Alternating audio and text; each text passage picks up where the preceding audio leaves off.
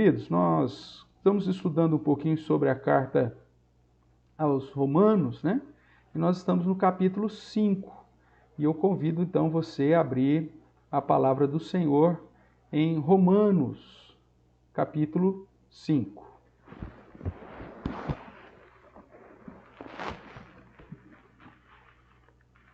Vamos lá então. Nós fizemos a leitura semana passada, né? Os primeiros versos, e hoje nós vamos fazer a continuidade da leitura aqui de Romanos, capítulo 5. Eu convido você a estar atento aí à leitura que farei, acompanhando a leitura na palavra do Senhor, do verso 12 até o verso de número 21, ok? Que é o texto que nós paramos aqui, tá certo? Então vamos lá, vou fazer a leitura, os irmãos acompanhem, diz assim, Romanos capítulo 5, verso de número 12. Lembrando que durante o nosso momento de estudo, qualquer dúvida, qualquer contribuição, por favor, coloque aqui no chat, a gente está acompanhando. E conforme você for solicitando ou trazendo alguma contribuição, a gente vai mencionando aqui para os demais irmãos, tá bom? Então vamos lá, diz assim, portanto, assim como por um só homem entrou o pecado no mundo, e pelo pecado a morte, assim também a morte passou a todos os homens, porque todos pecaram. Porque até ao regime da lei havia pecado no mundo, mas o pecado não é levado em conta quando não há lei. Entretanto, reinou a morte desde Adão até Moisés, mesmo sobre aqueles que não pecaram, à semelhança da transgressão de Adão, o qual prefigurava aquele que havia de vir. Todavia, não é assim o dom gratuito como a ofensa, porque se pela ofensa de um só morreram muitos, muito mais a graça de Deus e o dom pela graça de um só homem, Jesus Cristo, foram abundantes sobre muitos. O dom, entretanto, não é como no caso em que somente um pecou, porque o julgamento derivou de uma só ofensa para a condenação, mas a graça transcorre de muitas ofensas para a justificação. Se pela ofensa de um e por meio de um só reinou a morte, muito mais os que recebem a abundância da graça e o dom da justiça reinarão em vida por meio de um só, a saber, Jesus Cristo. Pois assim como por uma só ofensa veio o juízo sobre todos os homens para a condenação, assim também por um só ato de justiça veio a graça sobre todos os homens para a justificação que dá vida. Porque como pela desobediência de um só homem muitos se tornaram pecadores, assim também por meio da obediência de um só, muitos se tornarão justos. Sobreveio a lei para que avultasse a ofensa, mas onde abundou o pecado, superabundou a graça, a fim de que, como o pecado reinou pela morte, assim também reinasse a graça pela justiça para a vida eterna, mediante Jesus Cristo, o nosso Senhor. Amém. Irmãos, nós estamos aqui diante de uma das passagens que os estudiosos, os teólogos, os pastores têm apresentado talvez como a porção mais difícil de toda a carta aos Romanos, de todo o Novo Testamento, e ao mesmo tempo a parte mais fantástica dentro dessa lógica que o apóstolo Paulo apresenta sobre a justificação. Portanto, a aula de hoje é uma aula que vai tratar aí de algumas questões talvez muito mais teóricas, mas que são extremamente importantes para o entendimento da lógica do apóstolo Paulo, da realidade da condição do homem e o assunto assim, suficiente para a continuidade da visão aqui do apóstolo Paulo, demonstrado na carta aos Romanos. Para a gente se lembrar, Paulo está escrevendo então à igreja de Roma, ele se apresenta à igreja de Roma e tira lá algumas dúvidas, inclusive se defende a igreja de Roma, e tem como objetivo, ao escrever essa carta, manifestar um desejo de ir até Roma, permanecer um tempo ali com os romanos para ensinar e confirmar a fé daqueles irmãos, mas ao mesmo tempo ele tem o interesse de ser recebido pelos romanos para ser enviado na obra missionária, da qual ele já tinha realizado muita coisa no Oriente, e que agora desejava ir para o Ocidente, ele desejava ir para a Espanha. E, portanto, o objetivo da carta de Paulo aos Romanos era solicitar esse apoio para evangelizar até a Espanha. E a questão que surge é, mas por que tem que se pregar o evangelho para esse povo lá do outro lado? E aí ele mostra a realidade do homem natural, né, em especial o gentio, ou seja, aquele que não é judeu, mostrando que os homens desprezaram a Deus e por isso Deus os deixou segundo a sua própria inclinação, seus desejos, seus anseios, e eles se tornam então indesculpáveis diante de Deus, e por isso precisa se pregar o evangelho, porque o evangelho é o poder de Deus para a salvação, mas não só para o judeu, ou não só para o gentio, mas para ambos. E aí ele diz, olha, precisa se pregar o evangelho porque a condição natural do homem é de condenação. E essa realidade de condenação não é só dos gentios. Aí ele vai dizer que essa situação também é do judeu. E mesmo que haja judeus lá no Ocidente, né, e havia, não sabemos disso, eles também precisavam ouvir o evangelho. Porque mesmo tendo a lei não tinha objetivo salvífico, a lei tinha objetivo apenas, como também ele nos diz aqui, né, de avultar a ofensa, de mostrar o quanto nós somos ofensores, o quanto nós somos pecadores, o quanto nós estamos em condenação. E que então os judeus também são indesculpáveis diante de Deus. E que a solução, portanto, não está no homem, a solução está no nosso mediador, que é Jesus Cristo, que veio e pagou com seu sangue, pautado no amor de Deus, quando nós ainda éramos inimigos, e nos trouxe a reconciliação, ou seja, a justificação.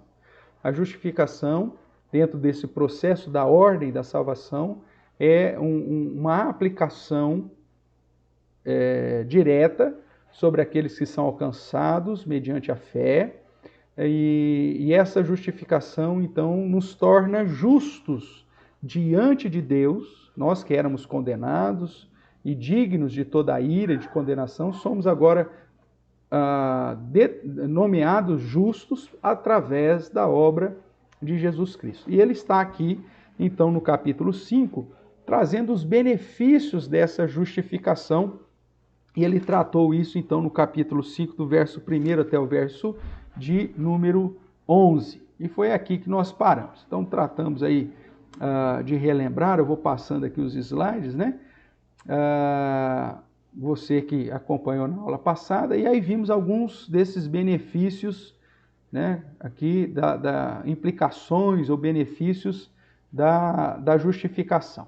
E aí, então, vimos que a justificação, ou a obra de Cristo, nos justificando, nos conduz à paz com Deus, alegria, esperança em Deus, alegria até mesmo nas tribulações.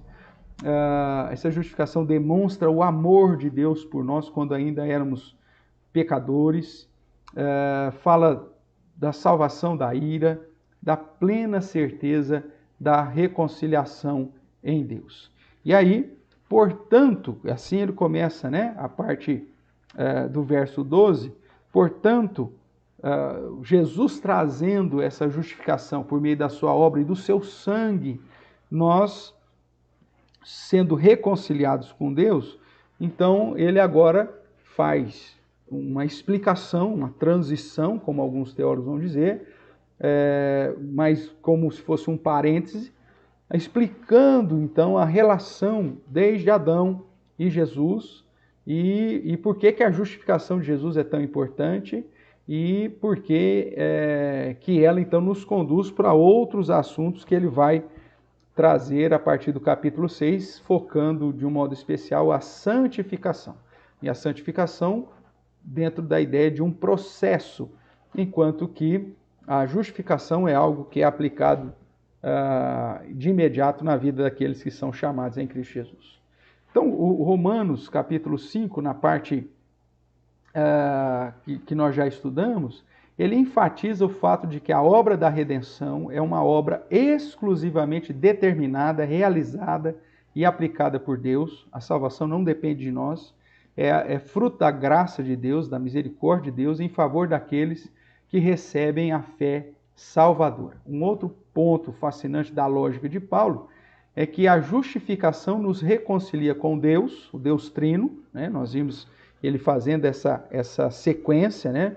De Deus, de Jesus, do Espírito Santo, e de um modo especial aqui no verso 5, né? do capítulo 5, né? Ora, a esperança não confunde, porque o amor de Deus é derramado em nosso coração pelo Espírito Santo, que nos foi outorgado, porque Cristo, quando nós éramos fracos, morreu a seu tempo. Então ele cita as três pessoas da Trindade para mostrar que essa justificação é uma obra dentro do plano da redenção. Então essa paz com Deus por meio de Jesus Cristo, e recebemos a aplicação desse amor através do Espírito Santo. Então agora Paulo está pronto para fazer uma correlação entre a condenação herdada em Adão e a justificação herdada ou recebida em Jesus, o segundo Adão, né?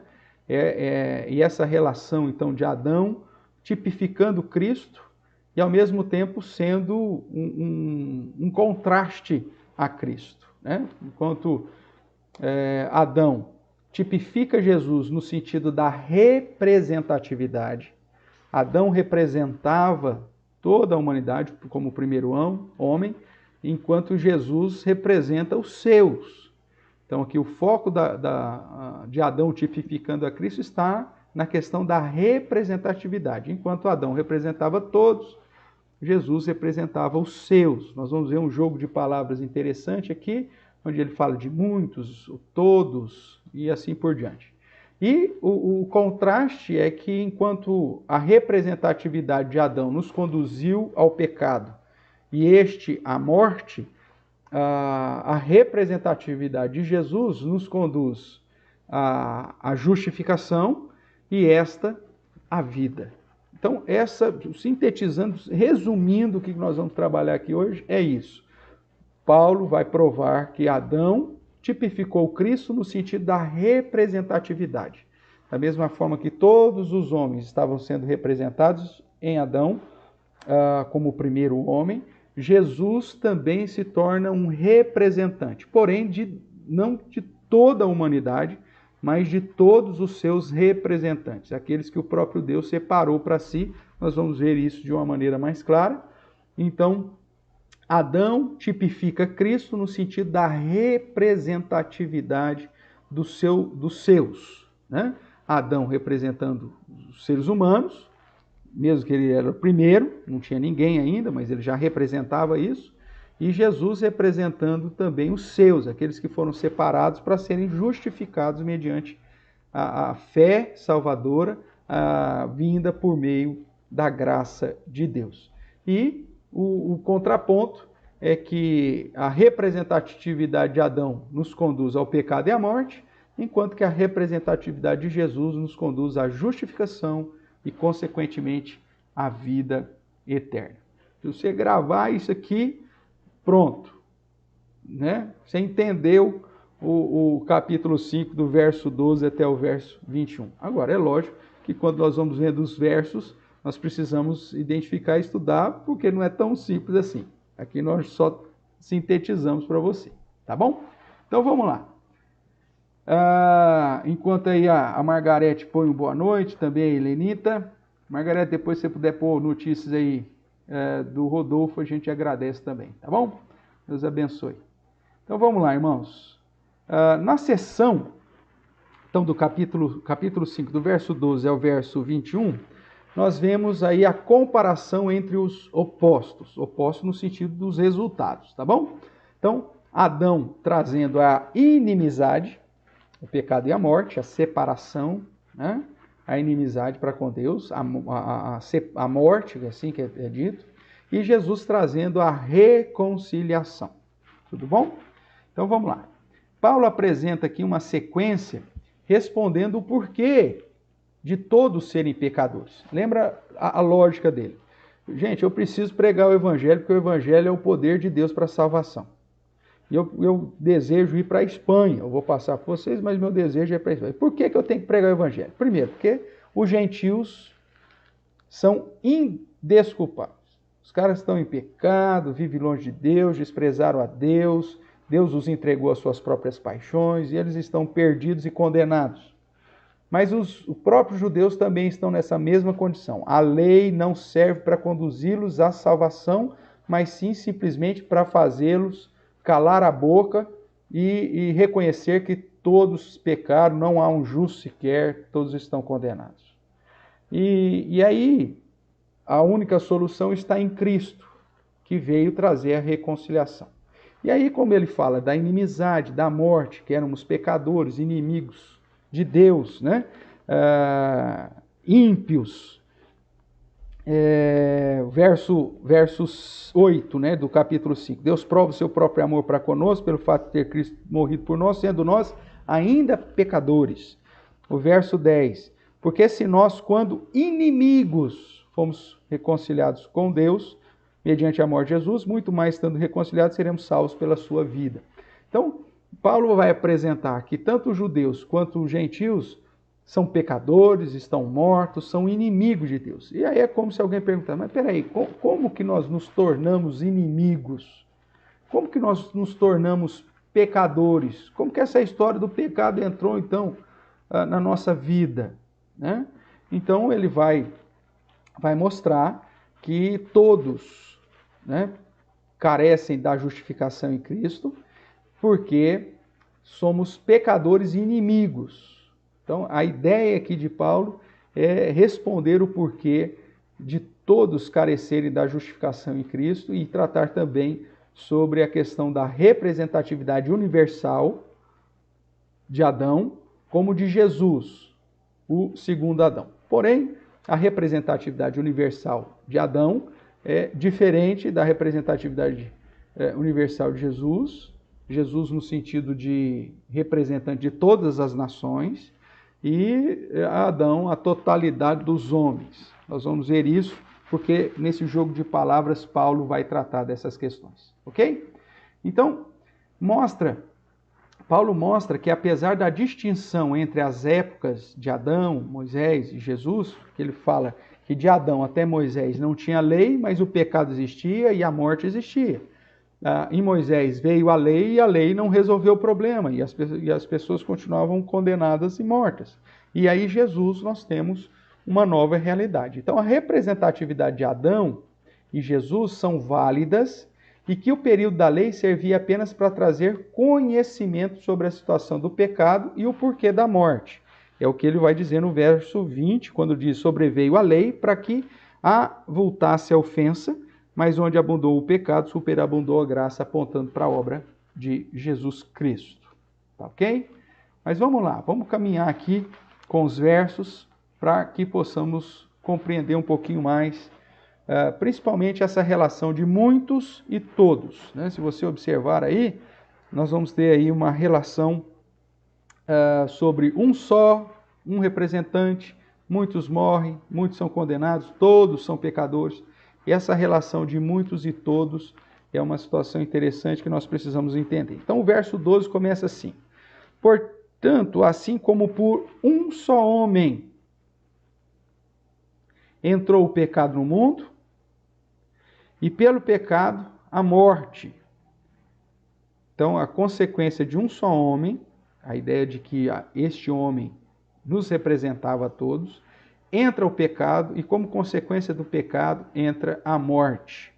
E aí ele continua: a morte, assim também, a morte passou a todos.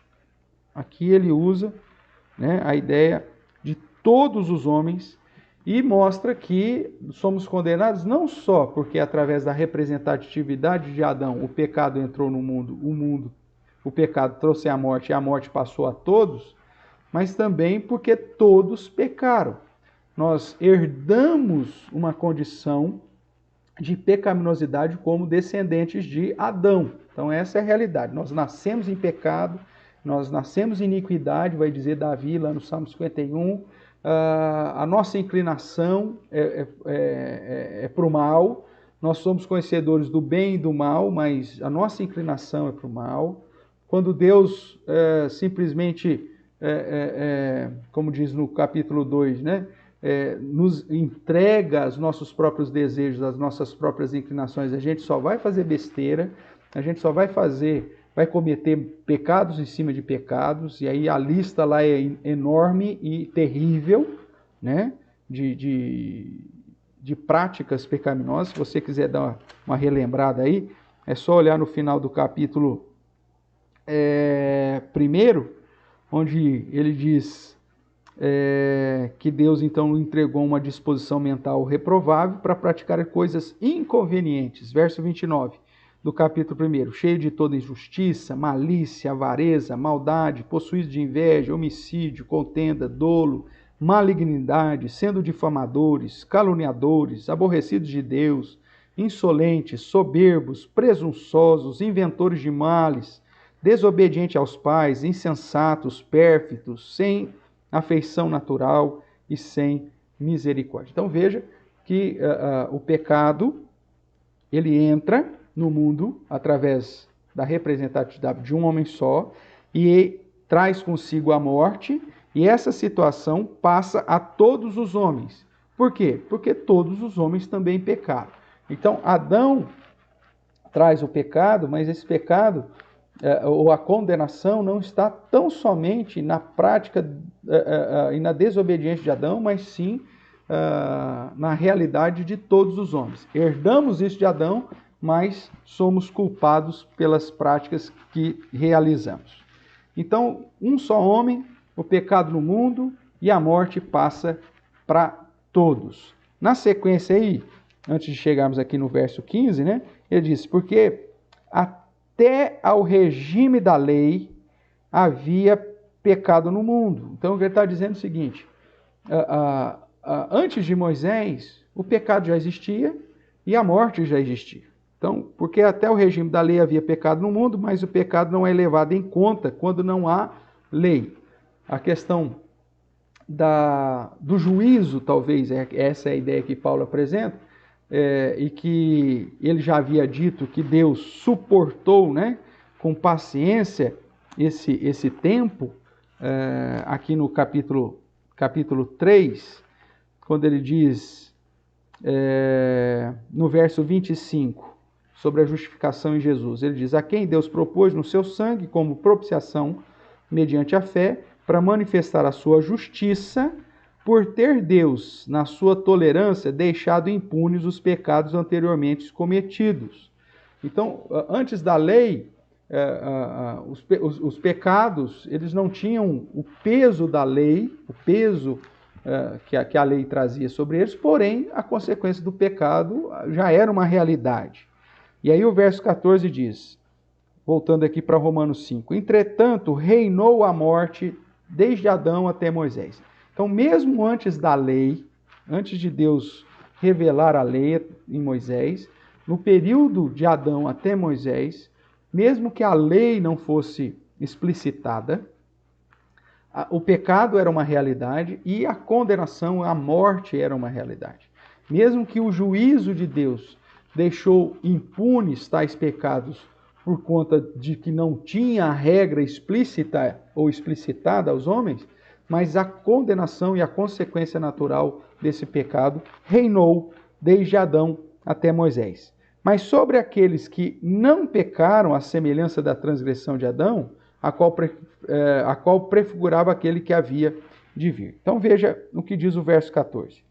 A morte, ela veio sobre todos os descendentes de Adão, mesmo que não houvesse a lei para deixar claro essa prática pecaminosa, e mesmo que haja pessoas dentro desse período que não pecaram à semelhança de Adão, nós temos lá no livro de Gênesis, inclusive a relação, né, da descendência de Adão, e muitos deles vivendo de uma maneira muito mais obediente e lutando contra as inclinações do conhecimento do mal, mas mesmo assim foram condenados e mesmo assim experimentaram a morte, com exceção, obviamente, de Enoque, que o texto sagrado diz que andou com Deus e por isso Deus tomou para si. Mas todos os outros, mesmo que não pecaram à semelhança de Adão, por serem representados em Adão, receberam a morte mesmo antes da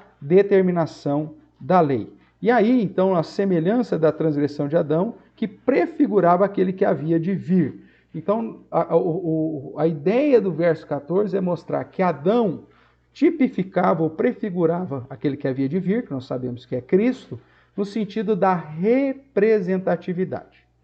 Então, Adão representava todos os seus filhos. A atitude, a postura, as decisões que Adão tomou e que o conduziu à morte, que conduziu ao pecado, à separação de Deus e, consequentemente, à condenação, e que trouxe isso para toda a sua descendência, para a humanidade, é fruto da representatividade de Adão, associada à própria condição agora que esse homem assume. Então, ele recebe a condenação em Adão, mas ele peca também. Por isso, ele se torna indesculpável. O verso 15 reforça isso, dizendo assim: todavia, não é assim o dom gratuito como a ofensa. Porque, veja, não é assim o dom gratuito como a ofensa. Há uma diferença. A ofensa de um aplica-se sobre todos. A graça ou dom gratuito, a salvação, o presente de Deus, não é dessa forma. Essa é a ideia. Porque se pela ofensa de um só, veja aqui no nosso slide, né? A ofensa de um só, morreram, como que ele usa aqui? Muitos. Por que ele usa aqui muitos e não usa todos? Como ele já havia utilizado lá no verso 12. Porque o foco do verso 15, a proximidade do verso 15, está com a relação do período de Adão até Moisés. Nesse período aqui, comparado com o restante do tempo, estão muitos, e não a totalidade, mas esses morreram. Eles não praticaram a mesma ofensa, segundo o verso 14, mesmo sobre aqueles que não pecaram à semelhança da transgressão de Adão, esses, porque Adão era o seu representante, morreram. Esses muitos que viveram então entre Adão e Moisés, mesmo que não tenham pecado como Adão pecou, pelo simples fato de terem sido representados em Adão, também receberam a morte como condenação. Então, pela ofensa de um, muitos morreram. Ok? Então, o foco aqui está nesse período, nessa representatividade de Adão. E aí ele vai continuar. Muito mais, a graça de Deus e o dom pela graça de um só homem, Jesus Cristo, foram abundantes sobre muitos. Por quê? Aqui agora, olhando aqui para o slide, né? Então nós temos a graça de um só sendo abundante sobre muitos, apontando já para o fato de que a representatividade de Jesus, ela não é todos os homens indistintamente, ok? Por isso que ele começa que não é assim o dom gratuito de Deus como a ofensa, há uma diferença. Existe a tipificação, Adão tipifica Cristo, porque ambos são representantes, porém a representação de Adão para a universalidade, para todos os homens, é diferente da representatividade de Cristo, que é para aqueles que ele chamou para si, aqueles que ele separou para a sua própria glória. O que ele vai dizer também é que no período de Adão até Moisés, sem a lei, mesmo aqueles que não cometeram pecados semelhantes ao de Adão, estavam representados em Adão e por isso receberam a condenação. Muitos então morreram nesse período, por conta da representatividade de Adão. Não sei se eu estou conseguindo ser claro aqui. Se porventura, meu irmão, por favor, coloque a sua pergunta aí no nosso chat, tá bom? Mas vamos caminhar mais um pouquinho aqui. O verso 16. O dom, por que ele está falando dom? Ele está falando que é presente, né? Dom é um presente, algo que nós não merecemos. É importante fazer talvez a distinção de dons para dons espirituais. Muitas vezes o Novo Testamento usa a palavra dom para apontar tão somente esse oferecimento gracioso de Deus para conosco, e há uma distinção de dom espiritual, que é uma capacitação dada pelo Espírito Santo, dada pelo próprio Deus, segundo lá 1 Coríntios capítulo 12, para a realização de um ministério que o próprio Deus chamou cada um daqueles que são salvos em Cristo Jesus. Então, o dom espiritual é a sua capacitação espiritual dada pelo próprio Deus, né, para que você exerça um determinado ministério ou função dentro da igreja. Agora, quando se usa o termo dom de um modo específico, como lá em Efésios, por exemplo, né, nós somos salvos pela graça mediante a fé, isso não vem de vós, ou seja, essa fé não vem de você, é dom, no sentido de um presente. E nada tem a ver aqui com o dom da fé, que é uma outra realidade e que a gente já estudou em outro momento.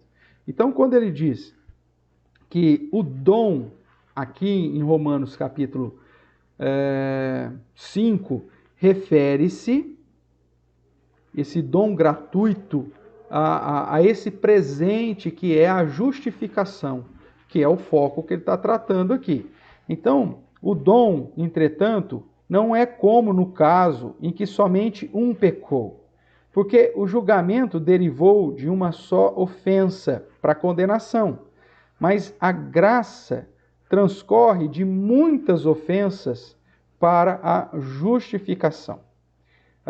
Então, aqui é um contraste que ele apresenta no verso 16 e também 17 entre condenação e justificação pelo ato representativo de uma pessoa só, né? A condenação no caso de Adão e a justificação no caso de Jesus. O verso final do verso 16 ainda diz: porque o julgamento derivou de uma só ofensa para a condenação, mas a graça transcorre de muitas ofensas para a justificação. Se pela ofensa de um e por meio de um só reinou a morte, muito mais os que recebem a abundância da graça, veja, os que recebem, esse é o foco, a abundância da graça e o dom da justiça reinarão em vida por meio de um só, a saber, Jesus Cristo. Pois assim como por uma só ofensa veio o juízo, e aí ele volta à universalidade, sobre todos os homens para condenação. Ele não está falando só daqueles muitos que morreram entre Adão e Moisés, mas agora o foco é toda a humanidade. Então, a totalidade, a universalidade. Então, o verso 18 diz: pois assim como por uma só ofensa veio o juízo sobre todos os homens para a condenação, assim também, por um só ato de justiça, veio a graça sobre todos os homens para a justificação. Agora, esses todos aqui são os todos representados por Jesus, que não é a totalidade da humanidade, não é a perspectiva universalista, né? Então, eu preciso compreender que nesse jogo de palavras que Paulo apresenta, e na sequência, tanto que depois ele vai falar sobre santificação e posteriormente sobre a eleição, nós sabemos que a salvação não é para todas as pessoas deste mundo. Se a salvação fosse para todas as pessoas, não teria condenação, não teria juízo, não teria inferno, não teria lago de fogo e enxofre. Jesus não teria falado que quando voltar, aqueles que praticam a iniquidade vão ser lançados no fogo, né?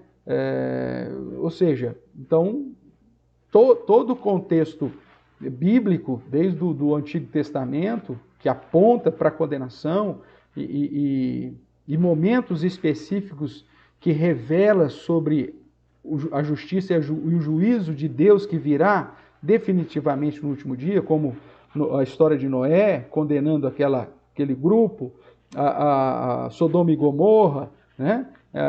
Mostrando ali, então, o derramar da ira de Deus, mesmo que pontual, mas que aponta para um juízo definitivo no final. Então, nós sabemos pela Bíblia como um todo que a salvação não é para todas as pessoas indistintamente. Existem pessoas salvas e não salvas.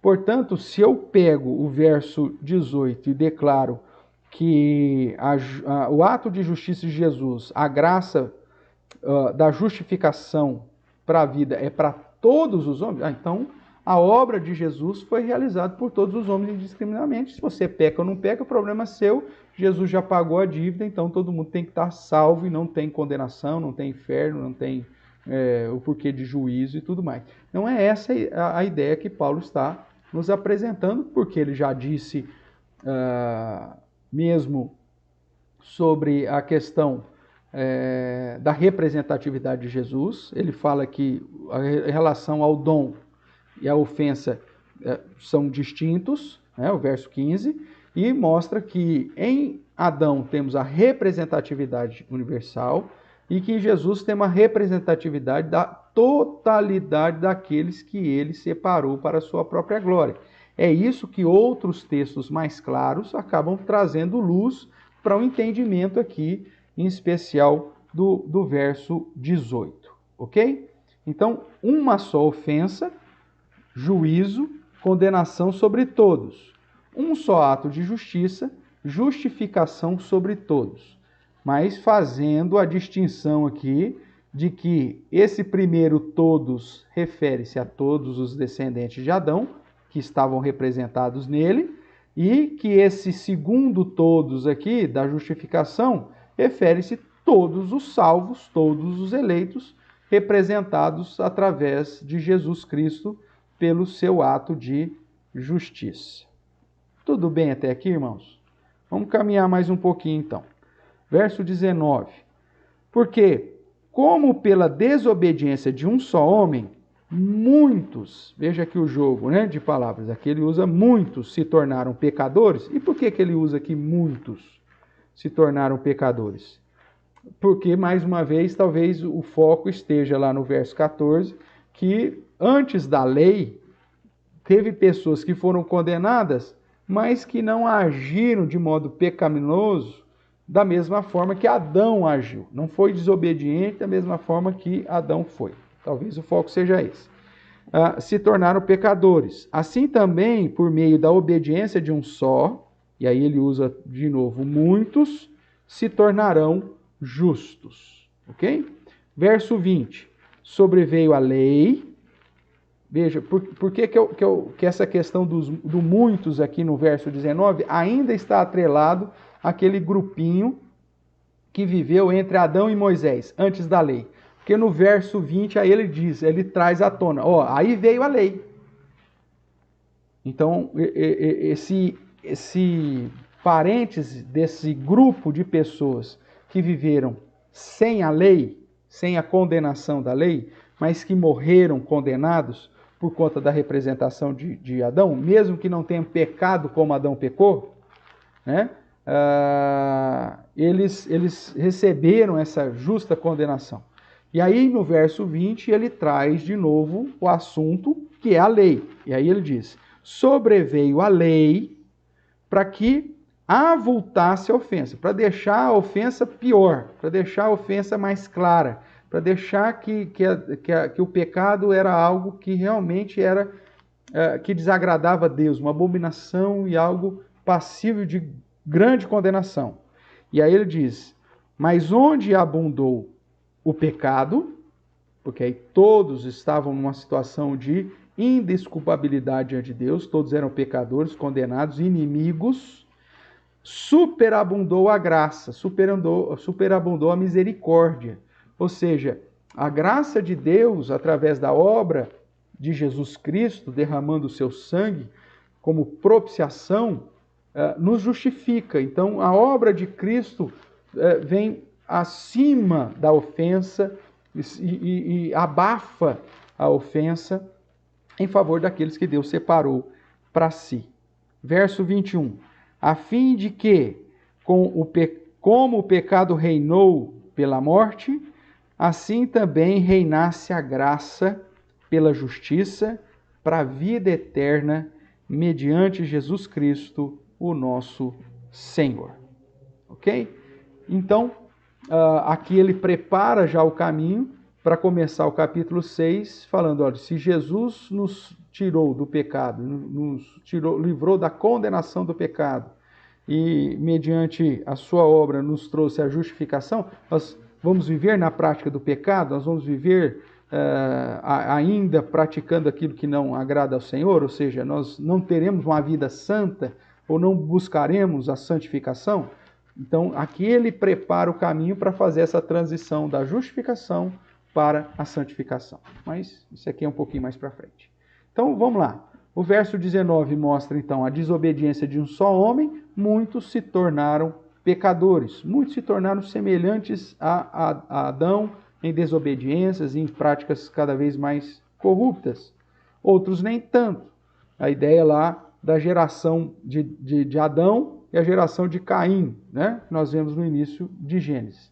E o contraste do verso 19 apresenta que a obediência de um só, apontando para Jesus Cristo, muitos se tornarão justos, né? Muitos se tornarão justos. Essa é a ideia que é apontada em uma perspectiva, inclusive, futura, né? Que a obra de Cristo ainda é aplicada sobre aqueles que ele também representa, além dos dias que Paulo aqui está escrevendo. Mas vamos lá, vamos detalhar um pouquinho mais aí essa questão da universalidade. Esse negócio é algo interessante e sempre foi alvo de grande debate dentro da igreja, desde Pelágio, né? Quando trata dessa questão da relação da depravação total do homem, ele diz que, olha, Adão não representou, mas não foi a totalidade que se tornou pecador, muitos se tornaram pecadores, não são todos, e aí isso serviu de base para que ele então dissesse que tinha muita gente boa, né, e que o homem é bom em si. Na verdade, o que Paulo está dizendo é que todos são pecadores, é o que ele já havia dito no capítulo 3, né? Não há um justo sequer, não há quem busque a Deus, todos pecaram, carecem da glória de Deus. Então, usando aí uma declaração de Herdman, né, Charles R. Herdman, em seu comentário sobre esse texto, nós vemos que ele defende a universalidade da justificação. Porém, não para todos os homens indiscriminadamente, mas universal no sentido de serem para homens de todas as nações e não apenas judeus. Então, é essa postura, irmãos, de que a ofensa de Adão trouxe o pecado para todos os homens. Isso é universal. Por quê? Porque Adão representava todos os homens. E a obra de justiça de Jesus traz a justificação para todos os homens, não no sentido universal, mas para todos os homens separados para a honra e glória dele, representantes de todas as nações. A ideia da totalidade apresentada por Paulo é que, em relação aos representantes de Adão, aquilo que Adão fez veio sobre todos aqueles que ele representava. E aquilo que Jesus fez, os benefícios da obra de Jesus, também recai sobre todos aqueles que Jesus representava. A diferença é que Adão representava todas as pessoas, todos os seus descendentes, enquanto Jesus representa simplesmente aquele que o Pai lhe deu, aqueles que o Pai separou para a sua própria honra e glória. É isso que João, por exemplo, vai deixar claro, né? E que o próprio Jesus vai fazer na oração sacerdotal, dizendo: Senhor, eu não rogo pelo mundo, mas eu rogo por aqueles que o Senhor me deu, não só esses aqui, mas aqueles que ainda vierem a crer em mim. Então, a ideia é que Jesus é o representante de todos aqueles para qual ele representa. Pessoas de todas as nações, povos, raças e línguas, mas não todas as pessoas indiscriminadamente. Tá certo? Então, Herdman ainda diz: a síntese da mensagem é simplesmente esta. Assim como o pecado de Adão trouxe o pecado e a morte a toda a humanidade, a ideia que ele representava assim também a obra redentora de Cristo traz justiça e vida a todos quantos se lhe unem mediante a uma fé viva. A todos aqueles que ele representa. Ok? O foco está na relação da representatividade, onde assim Adão tipifica Cristo. Então, Adão tipifica Cristo porque Adão ele era o representante de um grupo, da mesma forma Jesus é representante de um grupo. Porém, o contrário, Adão não representa Cristo porque na representatividade de Adão você tem o fracasso, você tem o pecado, a desobediência, o pecado e, consequentemente, a morte. Enquanto que na representatividade de Jesus você tem a obediência, a justiça, né, um dom gratuito de redenção e, consequentemente, então você tem a justificação e, mediante a justificação, a vida eterna. Tá certo?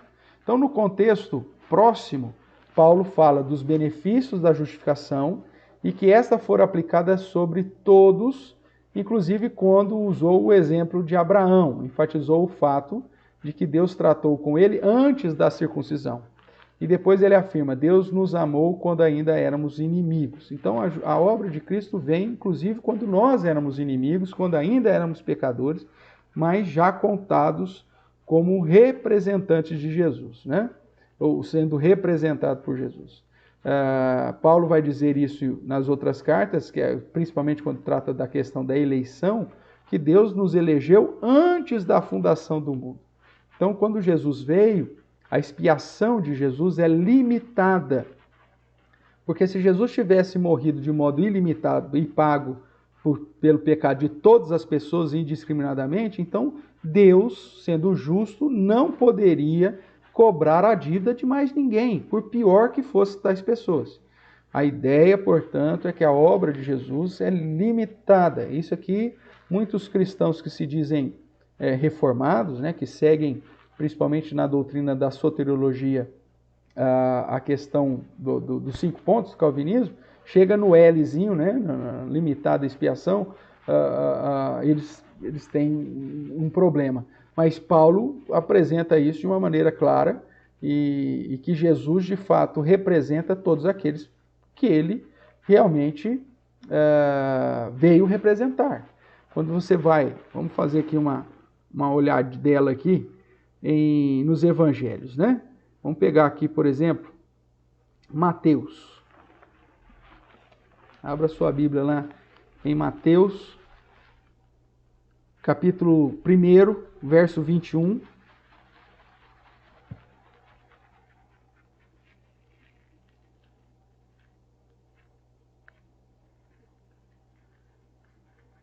O anjo falando a José, né, através de um sonho.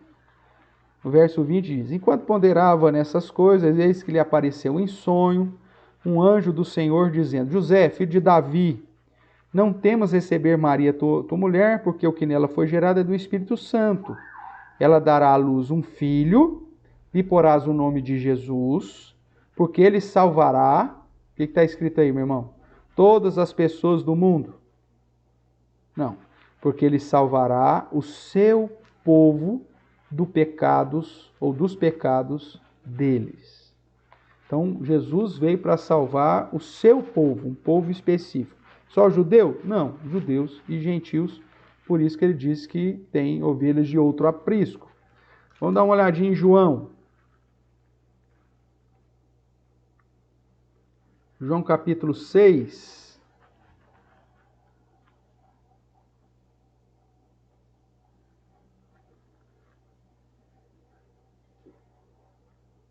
Verso 37, por exemplo.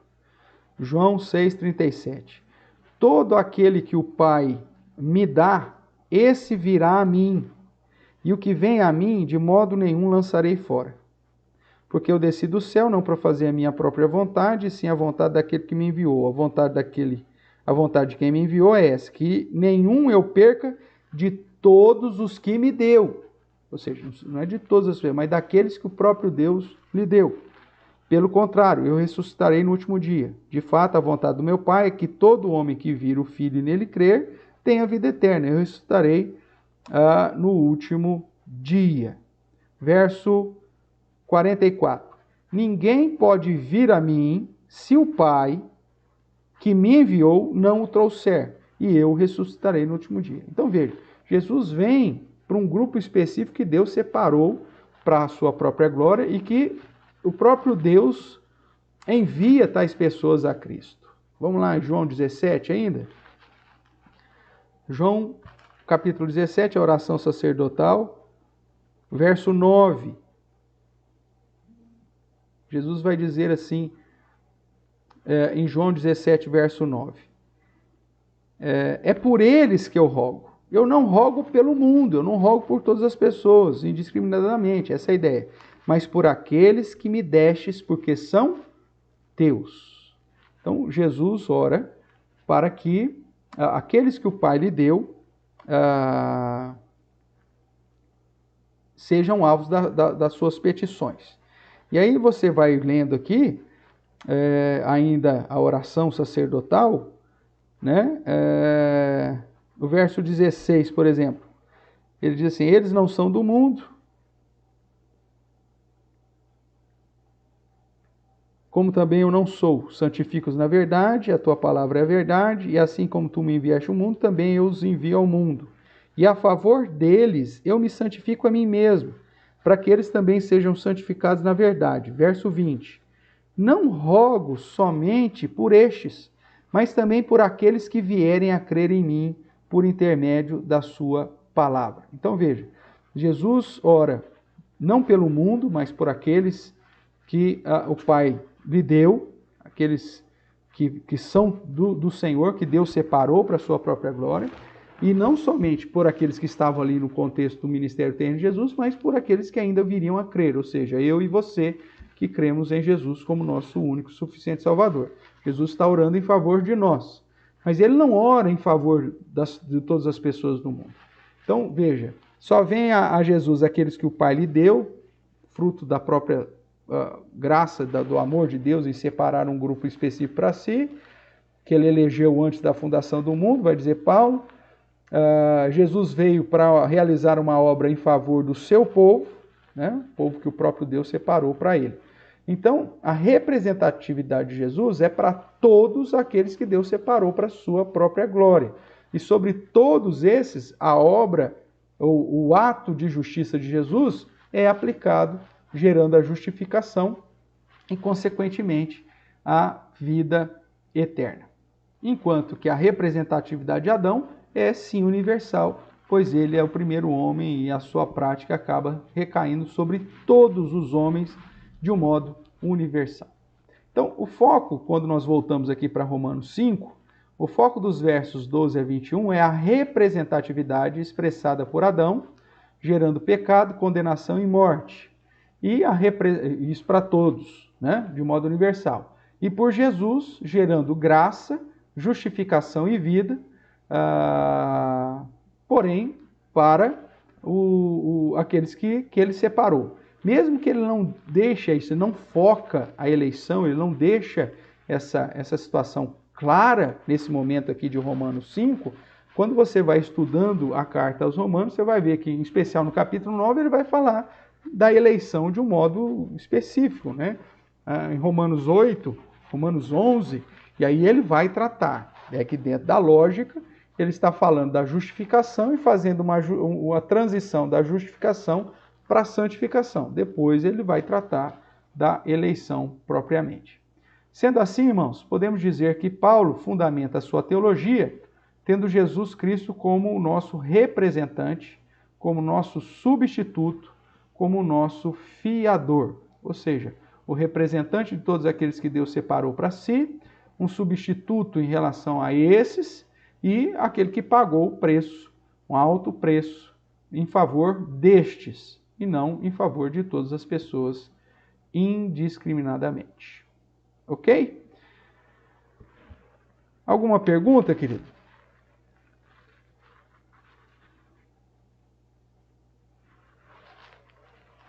O que você precisa então gravar a respeito de Romanos, capítulo 5, do verso 12 a 21. Que Paulo, na sequência lógica que ele está fazendo, mostrando que tanto os gentios como os judeus são pecadores, que a salvação não pode estar no guardar da lei, a lei não tem esse objetivo, que a salvação é mediante a obra de Jesus Cristo, que pagou e derramou um sangue em nosso favor, e esse sangue então nos justifica. E aí é como se surgisse a pergunta, mas como que eu me tornei pecador? Como que eu me tornei morto espiritualmente? Por que eu estou nessa condição de inimizade de pecador diante de Deus? E aí ele mostra, ó, nós tivemos um representante, o nosso primeiro representante, ele pecou, e isso trouxe então o pecado para o mundo e trouxe a condenação para todas as pessoas. Mesmo antes da lei, aqueles que viveram sobre a lei, mesmo que não pecaram a semelhança de Adão, eles receberam a condenação. Então, mesmo pelo pecado de Adão, muitos pecaram, muitos foram condenados. Quando ele sai dessa situação ou dessa bolha, né, de Adão até Moisés, então a representatividade de Adão passa a ser universal, de todos os homens indiscriminadamente.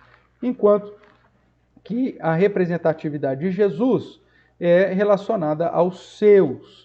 Mesmo que aqui não esteja de um modo explícito isso, nós que já conhecemos um pouco dos evangelhos, dos outros escritos de Paulo e até mesmo o teor da carta de Paulo, sabemos que não podemos aplicar a representatividade de Jesus de modo universal, né? Porque senão outros textos mais claros que falam da condenação, que falam da eleição, que falam de Deus separando um povo para si, estariam em choque. Obviamente que a interpretação de Romanos 5, 12 a 21 não pode conduzir à representatividade de Jesus de modo universal, mas sim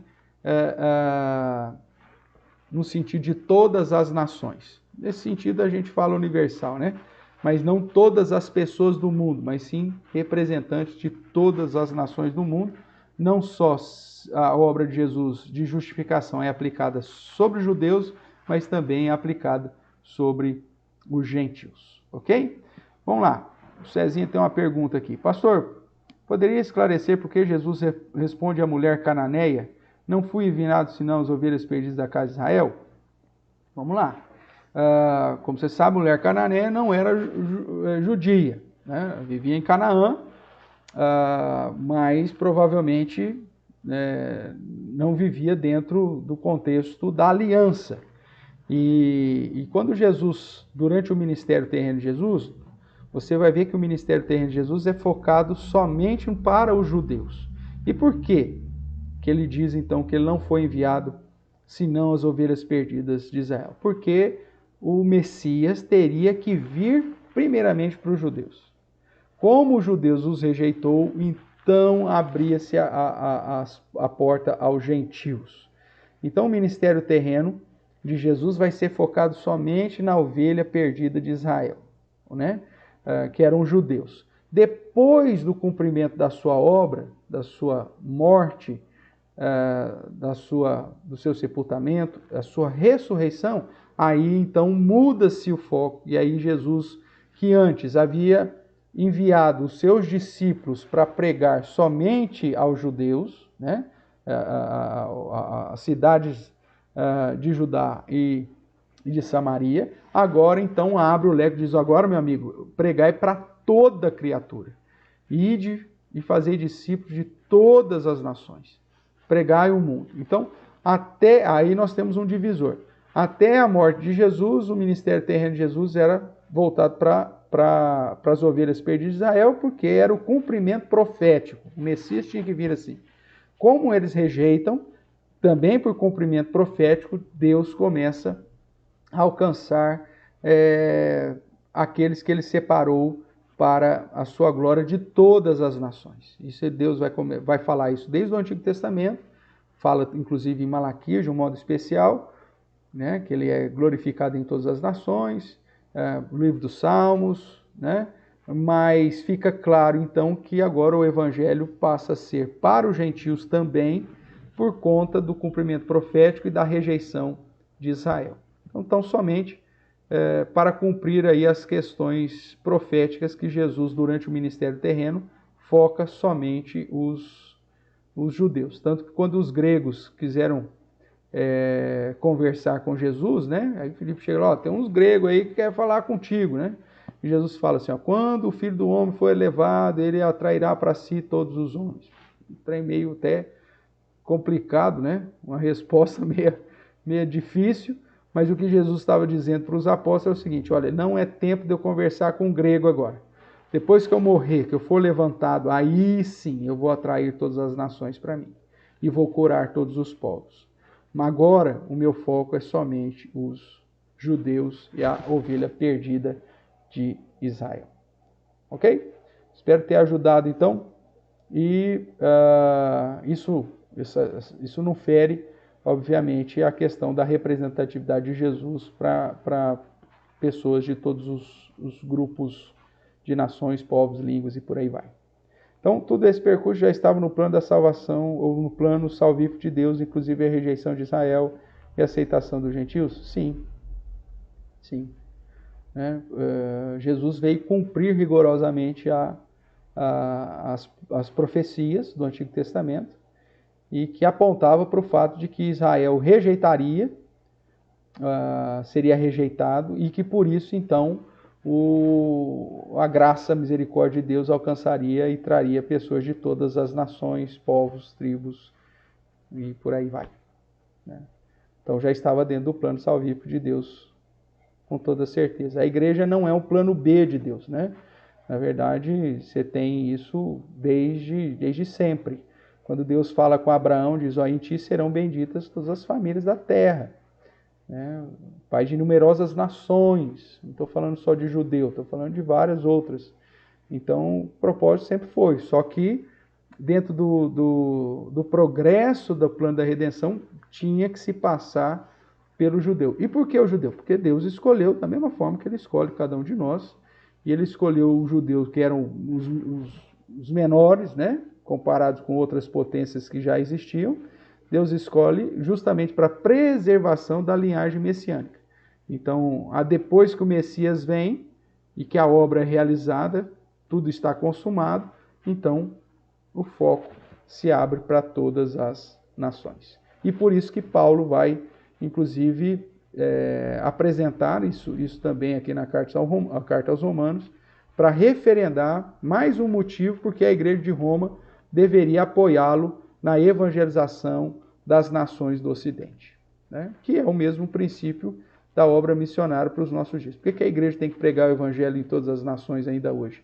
Porque esse é o padrão da vontade de Deus, alcançar representantes de todas as nações através da igreja que Ele mesmo instituiu como agência proclamadora e não simplesmente um clube social, mas uma agente proclamadora da salvação, que é o poder de Deus, tanto para o judeu quanto para o grego ou para o gentio. Maravilha? A salvação vem dos judeus nesse sentido, César. Perfeito. A salvação vem dos judeus porque é a linhagem, né, da preservação do Messias. Ele refere-se à salvação vem judeu, apontando inclusive para si como o Messias, o próprio Deus encarnado, que nasce judeu da linhagem de Davi para ser o nosso Redentor, o Redentor não só dos judeus, mas de todas as nações. Ótimo. Espero ter ajudado, irmãos. Espero que você tenha compreendido esse texto aqui, que é um dos mais difíceis, né? Da questão da representatividade, dessa relação da universalidade. E se você compreender isso aqui de uma maneira simples, obviamente vai, quando chegar a doutrina da santificação, que é a próxima, e principalmente a doutrina da eleição, que é na sequência que Paulo vai apresentar, as coisas vão ficar muito mais fáceis de ser compreendidas. Tá certo?